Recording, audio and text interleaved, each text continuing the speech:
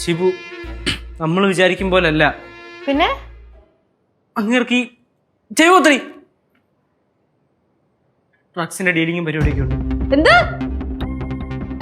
അങ്ങേർക്ക് ഡ്രഗ്സിന്റെ ഡീലിങ്ങും പരിപാടിയൊക്കെ ഉണ്ട്. അമ്മേ നോക്കൂ, ഇത് ഞാൻ പറഞ്ഞ പോലെ തന്നെയാവും. ആന്താ ചേച്ചി മിണ്ടാണ്ടിരി കൊച്ചെ. ചേച്ചി അവനെ ബാംഗ്ലൂരോട്ട് വിളിച്ച്. എന്തിനാണെങ്കിലും നീ ഒരിടത്തോട്ടും പോകത്തില്ല. ഇന്ന് അവനെ കവലയെ വെച്ച് കണ്ടാ പോലും മൈൻഡ് ചെയ്ത് കേട്ടോ. എടാ ചെറുക്കന്റെ കൂടെ ഇരിക്കുന്നത് തന്നെ ഡേഞ്ചർ ആണ്.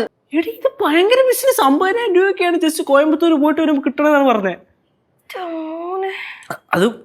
അത് മാത്രമല്ല വേറൊരു കാര്യം ഇവിടെ ഉണ്ട്.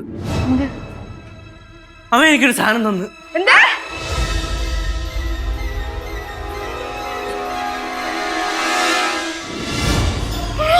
എന്റെ ദൈവമേ, കേശവ നീ ഇത് എന്തിനുള്ള പുറപ്പാടാണ്?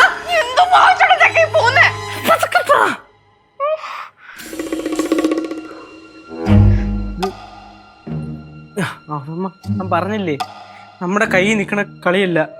ഞാൻ ആദ്യം വിചാരിച്ചത് നമ്മൾ വിചാരിച്ച നടക്കുമെന്ന്. നീ എന്തിനാണെന്ന് വാങ്ങാൻ പോയ?